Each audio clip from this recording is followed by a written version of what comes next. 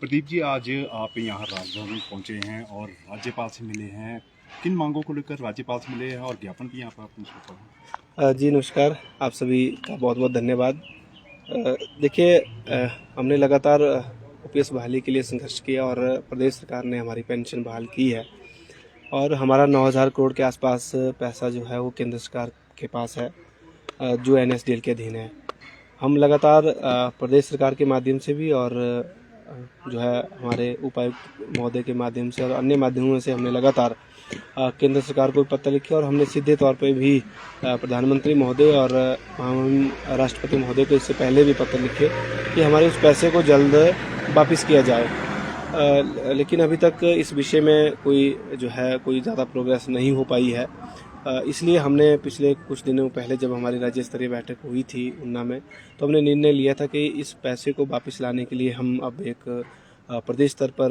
लगातार प्रयासरत रहेंगे और उन प्रयासों में क्या क्या किया जाएगा वहाँ पे हमने ये कुछ एक अपना कार्यक्रम बनाया था, जिसमें हमारा सबसे पहले ये कार्यक्रम था कि हम राज्यपाल महोदय के माध्यम से इस पैसे को वापस लाने का प्रयास करेंगे। प्रदेश सरकार के माध्यम से इस पैसे को वापस लाने के लिए प्रयास करेंगे। तो आज हम महामहिम राज्यपाल श्री शुक्ल जी से शिव प्रताप शुक्ल जी से मिलने यहाँ पहुँचे थे। हम उनका धन्यवाद करते हैं कि उन्होंने अपना बहुमूल्य समय हमें दिया और हमारी बात को बिल्कुल सही तरीके से उन्होंने सुना और ये भी आश्वासन दिया कि इस पैसे को वापस लाने के लिए वो केंद्र सरकार को भी पत्र लिखेंगे और राष्ट्रपति महोदय को भी पत्र लिखेंगे ताकि ये जो पैसा है ये वापस आ सके। और आप सबको मैं बता दूं कि जो ये पैसा है, ये जो पैसा है ये हमारे प्रदेश के कर्मचारियों का है और प्रदेश के कर्मचारियों के साथ साथ जो है लगभग 5,500 करोड़ के आसपास जो है ये प्रदेश सरकार का है। अगर ये पैसा वापस आता है तो कर्मचारियों को तो उनका पैसा मिलेगा ही, साथ में जो है लगभग 5,500 करोड़ के आसपास प्रदेश सरकार को मिलेगा, जिसमें जो आज मीडिया के माध्यम से भी कई बार सुनते हैं कि प्रदेश में जो है तो आर्थिक तंगी दिन प्रतिदिन बढ़ती जा रही है, तो उससे जो है कहीं ना कहीं आम जनता को भी इस पैसे का फ़ायदा होगा। तो महामहिम ने भी ये माना कि हाँ, अगर ये पैसा वापस आता है तो कहीं ना कहीं प्रदेश हित में जो है ये हो सकता है और हम उनके फिर से उनका धन्यवाद करते हैं कि उन्होंने जो है हमें अपना बहुमूल्य समय दिया और ये भी उन्होंने पूरा आश्वासन दिया कि हम जो है केंद्र सरकार को राजभवन की ओर से जो है पत्र जाएगा और इस पैसे को वापस लाने के लिए जो है वो प्रयास किए जाएंगे। तो प्रदीप जी, बार बार यहाँ पर आप गुहार लगा चुके हैं, बात की जाए सरकार की ओर से भी यहाँ पर मांग की गई, लेकिन अभी तक जो 9,000 करोड़ है उसमें से एक पैसा भी जो कर्मचारियों का ही है वो वापस नहीं आया, तो कहाँ पर पेच है? देखिए, क्योंकि इस विषय में अभी हमें केंद्र सरकार की ओर से किसी भी तरह का पत्र वापस नहीं मिला है आज तक, लेकिन अब हम इस विषय में, क्योंकि इससे पहले हम लगातार ओपीएस बहाली के लिए ही प्रयास कर रहे थे और ओपीएस के लिए ही हमने लगातार प्रयास किया।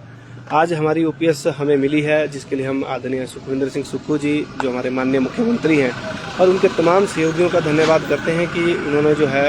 आते ही हमारी ओपीएस बहाल की। लेकिन अब हमारी प्रायोरिटी इस 9,000 करोड़ को वापस लाने की है। वो इसलिए क्योंकि हमारा पैसा हमें मिलेगा तो कहीं ना कहीं हमारे कर्मचारी जो है वो खुद को सुरक्षित महसूस भी करेंगे और वो पैसा कर्मचारियों के खाते में आएगा तो कहीं ना कहीं वो अपने जो काम उन्होंने अगर कोई अपने घर का प्लान किया हो या बच्चों की पढ़ाई या बहुत सारे उनके जो अपने काम होंगे उसमें लगेगा। ये ज़रूर है कि इस विषय में अभी तक जो है केंद्र सरकार की ओर से कुछ नहीं हो पाया है, लेकिन अब हम एक रणनीति के तहत आगे बढ़ेंगे। इसके पश्चात हम उपायुक्त के माध्यम से भी ज्ञापन देंगे, जितने भी हमारे एमपीज़ हैं उनसे भी हम मिलेंगे, उनसे भी बात करेंगे, वो भी हमारी बात संसद में रखें, क्योंकि केंद्र सरकार के पास सीधे मुझे लगता है कि हम शायद उस तरह से बात नहीं कर पाएंगे। तो जितने भी हमारे मेंबर ऑफ पार्लियामेंट है, वो चाहे राज्यसभा के हैं चाहे लोकसभा के हैं, उनके माध्यम से भी हम बात करेंगे और उनसे भी ये निवेदन करेंगे कि वो संसद में इस विषय को रखें, क्योंकि वो हम सब ने चुने हैं, वो प्रदेश की जनता ने चुने हैं, प्रदेश का इसमें पैसा है, प्रदेश के कर्मचारियों ने चुने, प्रदेश के कर्मचारियों का पैसा है। अगर वो हमारी बात वहाँ रखते हैं तो मुझे विश्वास है आदरणीय प्रधानमंत्री महोदय इस पैसे को रिलीज करने के लिए ज़रूर कुछ ना कुछ कदम उठाएंगे। अगर कोई पॉजिटिव स्टेप वहाँ से नहीं उठाया जाता तो आगे की रणनीति भी हम लगातार जो है वो तैयार कर रहे हैं। हमारी कोशिश है कि जल्द से जल्द पैसा वापस आए, अगर नहीं होता है तो आगे की और रणनीतियों पे हमें ज़रूर काम करना पड़ेगा। प्रदीप जी, एक इससे हटकर सवाल है कर्मचारी महासंघ को लेकर। यहाँ पर 2 गुटों में यहाँ पर कर्मचारी महासंघ बटा है और वहीं पर जो दूसरा महासंघ है उसके पीछे जैसे बैठक हुई गत दिनों पहले, और उन्होंने यहाँ पर कहा कि जो एनपीएस महासंघ बना है वो एनपीएस को लेकर बना था। देखिए, इसमें कोई दो राय नहीं कि एनपीएस महासंघ, न्यू पेंशन स्कीम कर्मचारी महासंघ जो बना था, है और रहेगा, वो ओपीएस बहाली के लिए बना है और ओपीएस बहाली हुई है। अभी हमारे कुछ साथी ज़रूर, जैसे इलेक्ट्रिसिटी बोर्ड के हमारे साथी हैं या निगम बोर्ड के साथी हैं, वो ज़रूर छूटे हैं और उनके लिए हम लगातार प्रयास कर रहे हैं और इस अपने 9,000 करोड़ के लिए प्रयास कर रहे हैं। तो जैसे ही वो सारा